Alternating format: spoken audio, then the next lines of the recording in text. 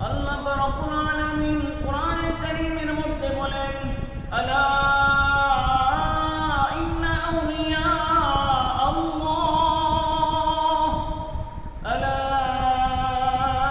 ইন্না আউলিয়া আল্লাহ, আলা ইন্না আউলিয়া আল্লাহ লা খাউফুন আলাইহিম ওয়ালা